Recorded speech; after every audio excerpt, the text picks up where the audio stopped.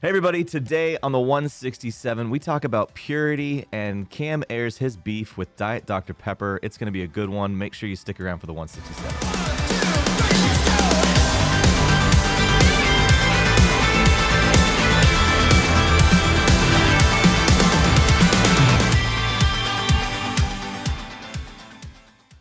Hey everybody, welcome back to the 167. I'm Jake Reeves, the creative arts pastor at New Life Community Church, swapping seats still with Pastor Lucas Motley, who is joining us today, Hey. and Pastor Cam Lazier. Hey, I'm back. He's back. Oh, yeah. And so we are. I'm so bad at. We're 3 weeks in now, right? Yeah, this was the third week. Okay, I'm really bad at counting series because it all blurs together for me. But we're 3 weeks in on Red Flags. Pastor Lucas, has been a great series so far, and I was excited about this message, and it did not disappoint.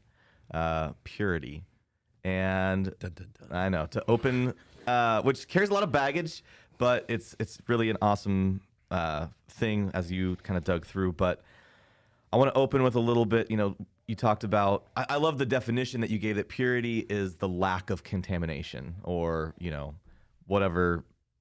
Like, Yeah, it's filtered. It's like when people are like, it's 100% pure, like Yeah. whatever it is. So in the vein of that, what is something in your life that you are paranoid about as far as that it not be contaminated?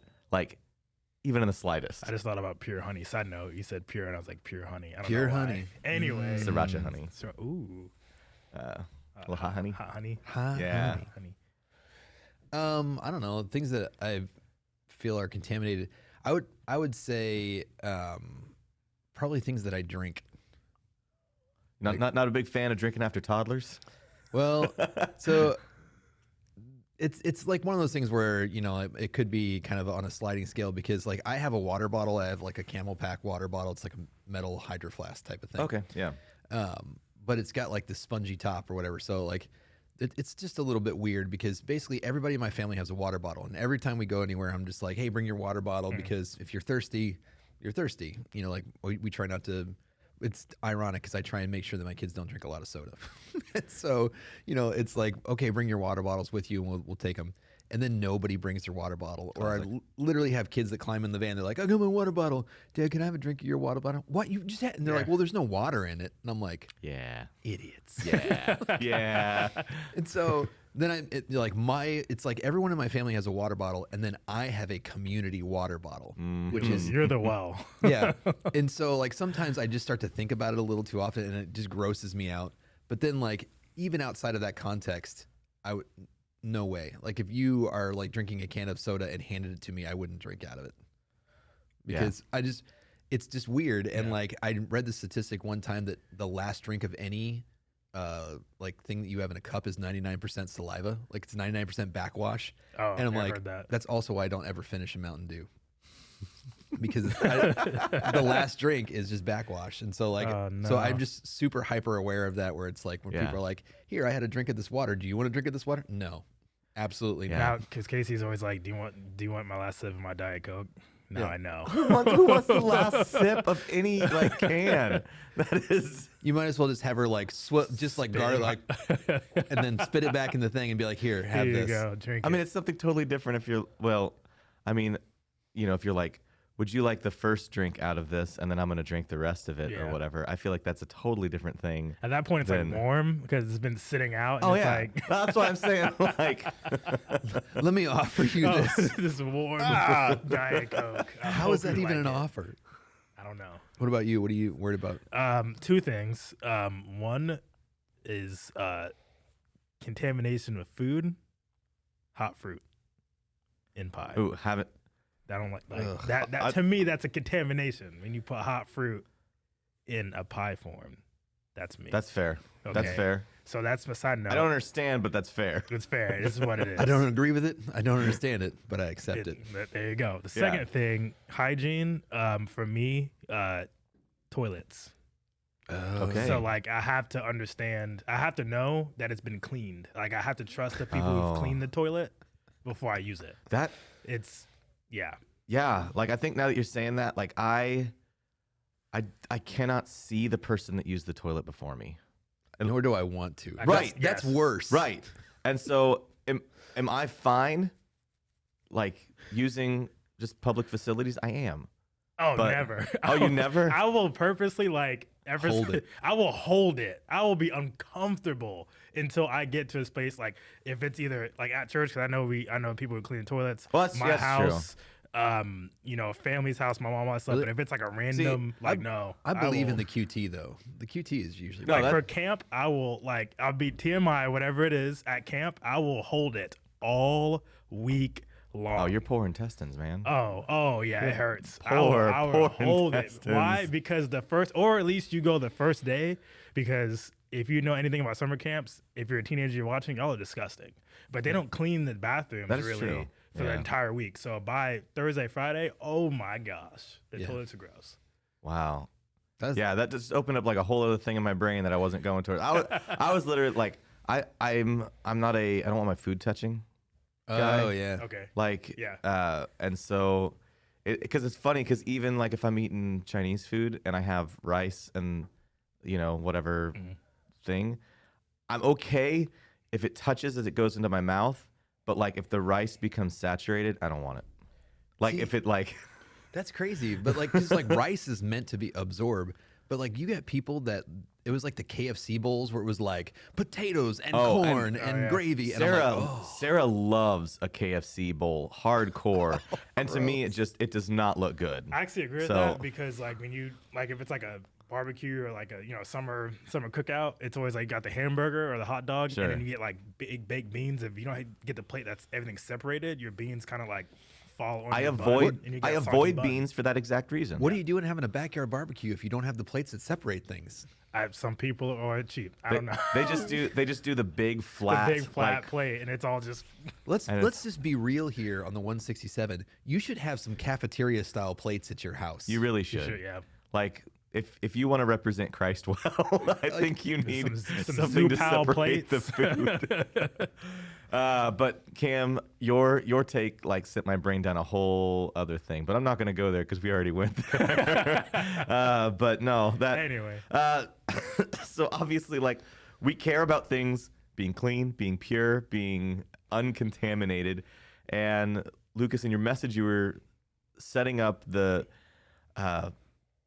like why it's so important that purity is a part of the ingredients of our relationship with God and in our marriage.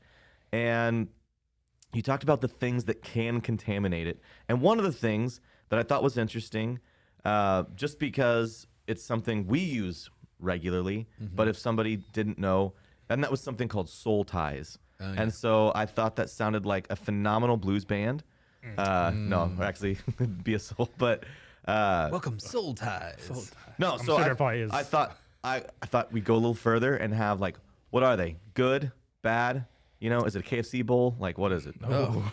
Well, it could be good or bad, but Yeah, soul, right. Soul ties it's a Christianese way of saying that you, in a way, in your mind, in your, like the part of you that is not necessarily the Holy Spirit. Like I always tell people, there are three parts. It's your body, your mind, and your spirit. Yep. In your mind, you are tied to somebody. Right. And so, in a way, like those can happen. That can happen through abuse. It can happen through just healthy, regular relationships. But we have created a myth in culture that you can have sex with somebody and it's just an experience that your body is having and your mind is not in that experience. My mind's telling me. Yeah. Sorry. My mind's telling me. My body. But yeah, I mean, that's really kind of what it is. People want to separate the mind from the body and, Right, and yeah. the soul. And it's my own personal belief, and we've had experience with that, especially in Freedom, is that that's not possible. And so it was kind of funny. We actually had a lady that we were praying for that she had dabbled in witchcraft. And we actually told her, like, we feel like you need to repent of soul ties. And she goes, I don't want to take those away. I put those there on purpose. And we were like, oh, at least you're aware of it. I was like, I feel like you need to be in, we'll call it the worldly spiritual. I'm doing air quotes for people. Yeah. Like not in the Quote, Christian unquote, spiritual. spiritual. Oh, yeah. Okay. But I mean, like, it's just that. It's, when you are in a relationship and that relationship becomes sexual, there is an extra bond there Yeah. that it's something that is so intimate and so personal. And so when you extract yourself from that relationship, a lot of times that is still there. You'll find that Yeah. the people that you have gone the furthest with physically, you have the biggest emotional attachment to, and that's Right. what a soul tie Even if is. it's toxic or even Oh, yeah. And I think You have, in rare extreme cases, you have people who are trafficked or raped, Right. that they are Yeah. tied to their abusers. I know that's terrifying, but I think, and you made a good point of it, that they're designed by God. I mean, in Yeah. a good way. Sex like, is supposed to bond you. right. Yeah, to yeah, That's the why other person. when you're with your spouse and you're in the the marital union having sex, it becomes a Yeah. soul tie, which it's supposed to do. Yeah. You can And- use like really icky terms like the marriage bed. The marriage bed, exactly. In the marriage The bed. marriage bed. Well, and I think too, I mean, on the less like bad, but it's the reason, or one of the reasons it hurts so bad when your spouse passes away. Oh yeah. Yeah. And just because like that's a piece of you that is on. Gone. Yeah. Yeah. But no, thanks for clarifying that. And because I mean, purity, like there's so often that things, you know, like that can of Diet Dr. Pepper, it starts off pure. Yeah. Ugh. And then it gets.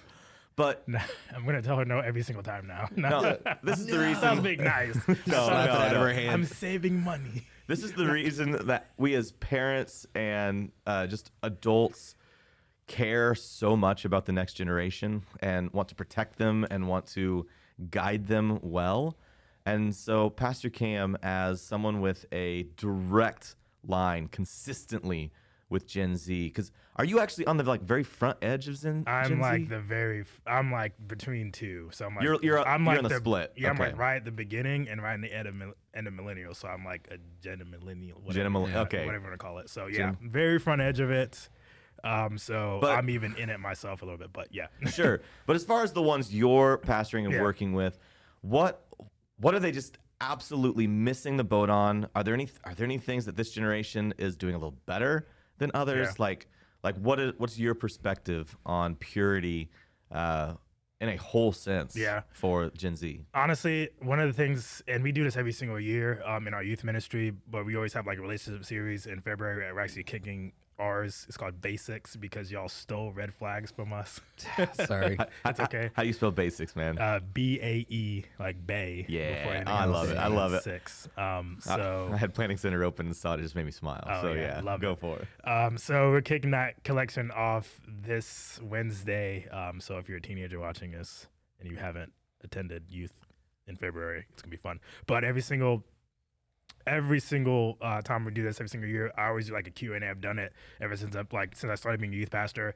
And so we open it up and say, hey, we have a panel, Q&A, kids ask questions, all that stuff. And it usually obviously turns lighthearted and then it becomes like a serious, like Right. once some kid asks about something with purity or sex, it just like every single question that comes in after that is like about sex. Yeah. And so they're asking questions. And I think that I love that they're like, hey, I have a question. I want to figure this thing out. And I think that's what they're That's doing good with that. And honestly, as much as it's from the youth pastor standpoint, as much as you're like, these are like uncomfortable questions to ask, at least they're coming to church and they're asking those questions here at church and not Right. like asking their friends or going out into the culture, Googling whatever it is, and they're seeing all this stuff because obviously the culture, the society that we live in is like a very sex, driven power. It's everywhere. And Yeah. so now you can see things on TV that, once when we were kids, when I was a kid, it was like you see a sex scene on a movie and you're like, my mom's right there and it's awkward. You're like, oh my gosh. And like my mom's trying to turn off the TV and all that stuff.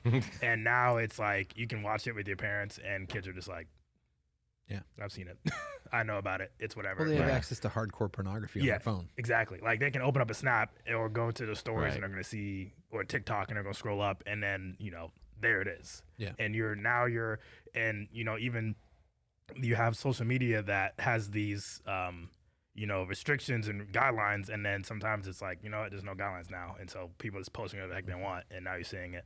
But the thing that I kind of see with Gen Z and really the main thing that I've seen with it is in the purity culture is I think with Gen Z being the generation that's so post-Christian, that's so like they're so removed from their faith, they're just not understanding and knowing like the truth of what scripture says, what the Bible says about, like, you know, this is what God says about marriage, this is what God says about purity, this is what God says about sex. They're so far removed from that.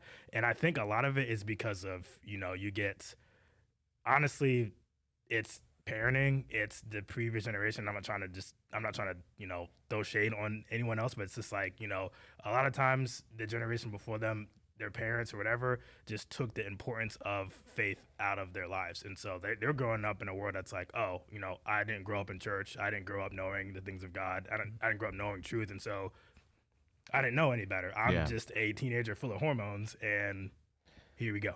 Well, Yeah. And I don't know if you guys see the same thing. I see in the parents a lot of times, parents have messed up, and so they look at their kids and say, who am I to say anything to my Yeah, child? true. I did that. And I'm going, no, you are the, Yeah. like, Yeah. you should help that to be better for your kid. Oh, yeah. Yeah. Yeah, that happens a lot. I do see that as well. It's just like, I don't want to, or even they never had the conversation themselves with their parents. Right. And so, like, they don't know how to have, so, like, right now, we have, like, we have a 4-month-old, we have a 4-month-old tomorrow. And so there was a point where we're training Cyber, and Casey just randomly dropped out of boost. He's like, one day, you know, like, he's mixed, so I'm gonna have to have that, like, African American, you know, you're a black male in a white society, whatever talk. Yeah. It is what it is. But, like, Yeah. you're also gonna have that, like, sex talk. So, Yeah. like, don't forget one day you're gonna have the sex talk You with get the talks, Amari. man. And I'm like, ooh, my mom never had that conversation. Like, I never had that conversation, and so, like, I didn't know anything. Like, I had to learn from. I learned from culture. I learned from society growing up. I learned in the Well- locker room and on the internet. Literally. And so and I feel like a lot of times that's hurt this generation where, like, they never had their parents or whatever it is, people teaching them never had that conversation. And so, like, they learned from the internet, they learned from culture. And so, like, now this generation is doing the same thing. There was no conversation that was had of, like, hey, let's be real. Well, and I think parents need to not be afraid to have the conversation. Yeah. Yes, you need to protect your kids however you can, but I'm thinking, like, so I'm mid-millennial, Yeah. and I had my first kiss in 7th grade, and I lost my virginity in 8th grade. Like, and so that's the thing of, like, when I run around middle schoolers now, I'm like, holy cow, Yeah. You're like, you you're a know, child. I know. Yeah. And so, but, like, for me at the time, that was like, it wasn't, and it wasn't, the internet wasn't really driving it at that point. That was just simply culture, like you said, the quote unquote locker room, the Well, and you know, what's- peer groups and everything. What's really sad is, like, when you work in foster care and you start to work in social work, things like that, you start to recognize and you go, hey, it's abuse when a 18 or above person, you know, has sexual, you know, whether it's intercourse or anything else Yeah. with a child. But then we go and, like, well, if it's a child having sex with a child, Right. then it's perfectly. And I'm like, no. No. Yeah. In Yeah. foster care, you call that perpetrating. Like that, Yeah. there are children who sexually abuse other children. Like you categorize it as abuse. Yeah. And so it's like, but we've just, as a society, went like, well, if you're 16, I guess it's, and it's just like, no. If you're not ready to handle, You're right. you know, that as Yeah. a child, no matter what age your partner is, you're not ready to handle that. Like that's abuse. Yeah. And not to completely steer the other side, I think you did a good job too, Pastor Lucas, on the message of, well, I think this is the prevailing wind that is sullying purity. I think there is a massive heap of, like, where you talked about, like, horror movies and gore and, like, violent things that equally, like, begin to degrade purity, you know, that these kids have been We're just not very exposed to. careful about what we put in our minds anymore. Yeah. Yeah. And that's the thing. It's not just about sex. It's about all of the things that you bring to a relationship. Right. Yep. All of the, like, when we do premarital counseling, it's all of the things that you have grown up with that you realize maybe, you know, you and your parents didn't have the healthiest relationship, you know, like, and it's generational. Yeah. But I think a lot of times right now, this generation is not benefiting because they're watching TikTok or they're watching Instagram. And it's not just about sex, it's about all behaviors. Yeah. Yeah. Where they're watching a generation that's like college, you know, like 20s to 30s live on Instagram and they're going, look what I'm doing. Isn't this great? And they haven't really hit that wall yet. Yeah. You know, I'm going, because when that group hits their 30s, like, you can't deny it that Gen Z is the most depressed generation. It's the Right. most, you know, and millennials too. Well, like, you know, it's anxiety, depression, all those things. And it's going, what if you listen to wisdom from somebody who maybe did those things, hit the wall and went, oh, I wish that I hadn't have done Yeah. those things. This would have, like people in their 30s and 40s, we don't value wisdom anymore. Yeah. Like Yeah. you talked about that, Yeah, here on which- the podcast. We're getting ready to go, like, after this series concludes in a couple weeks. Like, we're doing a series Yeah. on wisdom, which I think will be. Yeah, that'd be really good. Yeah. Yeah. Well, I was gonna go with what you said. Yeah. I agree with that statement because I think like the culture now is, well, I have somebody on TikTok that they told me this, and it's like, oh, they have all this wisdom, and that person, and I tell our kids all the time, it's like all the kids will be quick to ask their friends about dating, relationships, all this stuff, and I'm like, your friends are also trying to figure it out. Oh, So man. stop going to the 21-year-old girl that's telling you about purity or telling you about whatever it is. I'm not trying to throw shade or throw names, whatever, but like she's trying to figure it out as well. And she's probably miserable. Exactly. Ask your parents, ask somebody who's 50, 60, who's gone through it, who's seen it on the other side, and go, yes, let me tell you what's going on. But they're so likely to just go to the person that's like 2 years older than them. And it's like, well, As you're talking about though, I'm just like realizing like when you're talking about that, like as guys, you're like, yeah, we learned that in the locker room. Yeah. Now it's just on the internet. Right. Yeah, And so it's like, but it's the same concept is I'm 12 years old listening to a 15-year-old Yeah. talk about sex, and I'm going, and you don't realize till you're 20, you're like, oh, that kid's an idiot. yeah. Like that, Oh, 100%. Yeah. what? Why was I listening to my Yeah. older brother who like, You know, And sadly, I feel like it's not until, about the time you're hitting your 30s where you've hit those walls and all of a sudden you're like, give me the oldest person in this room. yeah. you're like, exactly. I've been lied to by all these people who are also idiots. Yeah. So why does purity matter to God? Why did he build it as part of the makeup for this new life that we've been drawn into? Like, why is it crucial? I think it's partly is that thing of you are not designed for this. Like, just think about this for just half a second that, let's say that you start to hit all these hormones. You hit 16, 18 years old, okay? And for girls, they start to be able to have kids, like all that stuff. You start to hit that thing and you pick somebody who, it doesn't matter if they're 6'5" or they're like, you pick somebody that is going to be faithful to you, is going to be, value the things that you value. You fall in, like, you choose them, you choose to love each other, and then you start to experience love. You're not just Twitter pated, you're actually caring for each other, and you stay with that person for the rest of your life. Like, think about how emotionally healthy that would be, you know? And it's like, but we throw that out because, like we're just selfish creatures and everything. But that's physically why I think God makes it important to you. But like I said, I think that is a testimony of the way that you're supposed to love Christ. Right. You hit, 12 years old through high school or whatever, and you're making that decision. I want to serve, I want to serve God. I want to be with Jesus Christ.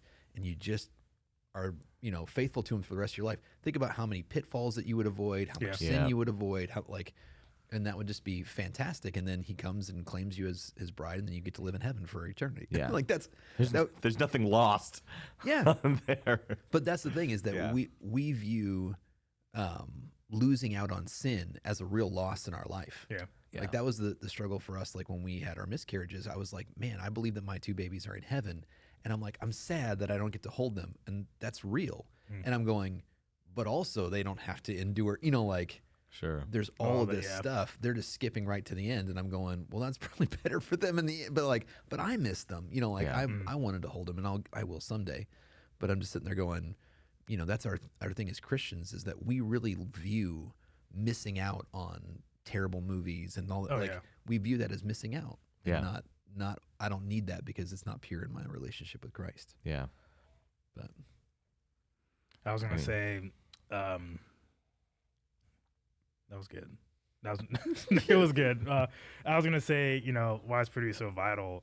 Really, I think like the purity helps us become. I kept thinking like set apart, holy. That's literally like what I thought, and I was like, okay, so it matters to God because when we're focused on purity, it is setting us apart. It is making us different. I kept thinking of the examples that you used in your message, and I'm like, yeah, you have these marriages that the husband's going off and doing this and sneaking around, and it's not even like purity. It's just like, I'm not being honest with you in our finances. I'm not being honest with you in those things, or like the way that you're treating me, like all these things. I'm like, that's, if you look at culture and you look at marriages in the culture, like that's what they do. They just do whatever they want. And you have Yep. two people that are married, but they're living separate lives. Oh man. And so, Yeah. and that's not putting purity in your marriage. That's just making you, you're just doing you at that point. But I think this striving for purity, trying to and put purity into your marriage, it just sets you apart and it makes you have the marriage that people go, I want that. What's different about that?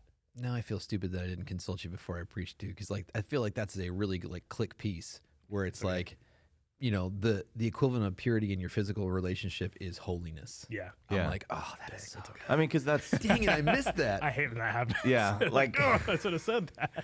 because legitimately, Yeah. since we are made in the image of Yeah. God, and like that is one of those characteristics that will blow your mind if you ever have to like fully think about what is like pure. I mean, Yeah. like Yeah. we're talking absolute pure Mhm. holiness, and that's ultimately what the cross came to redeem, was to bring us back into Mhm. purity, connection, all those things.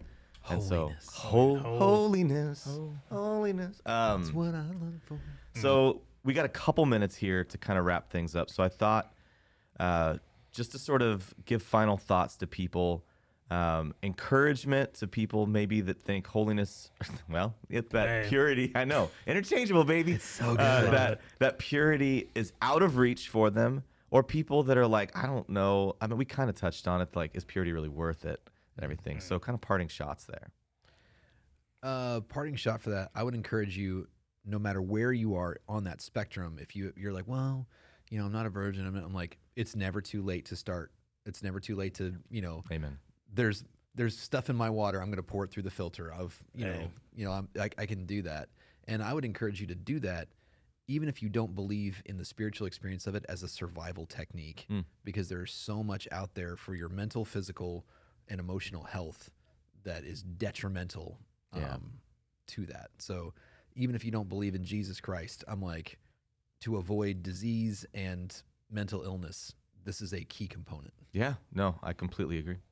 I think in that same vein, I think it's like same thing. There's grace Yeah. in the mistakes that you had. I think even going back to like the Gen Z stuff, I think that the church in the past has done a poor job of going, because you even brought up the true love weights and the purity ring thing, and it was funny because you're like, who actually wore those? And I'm like, I had one, didn't wear them because people Yeah. got picked on, like, Yeah. and all that stuff. And so I think the church did a poor job of kind of navigating that at times. And it was sometimes, and even like when I was growing up, it was that if you don't save yourself from marriage, like you're a horrible person, you're going to hell, like all that stuff. And it's like, whoa. And if you screw Yeah. up, it's too late. Yeah, if you screw up, it's too late. And now I messed up, and now I'm a horrible person for the rest of my life. yeah. And I think the church needs to, even you said it, come alongside people and like, hey, it's okay. There's grace in that. Yeah. There's grace in Jesus.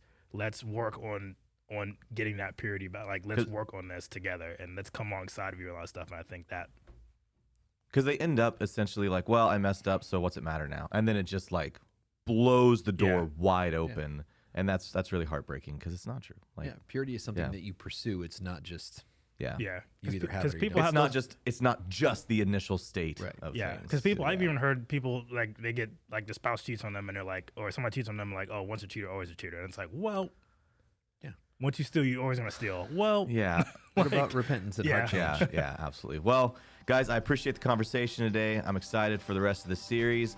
And thank you for joining us on the 167 today. Make sure you stick around for that 7-minute story. If you enjoyed this episode of the 167, make sure you like, subscribe, follow, get notified, leave a 5-star rating and a positive review. Tell all your friends to listen as well. Make sure you go over to newlifegardener.com and check out all that we have to offer as a church, and check out our messages online as well. Thanks for listening.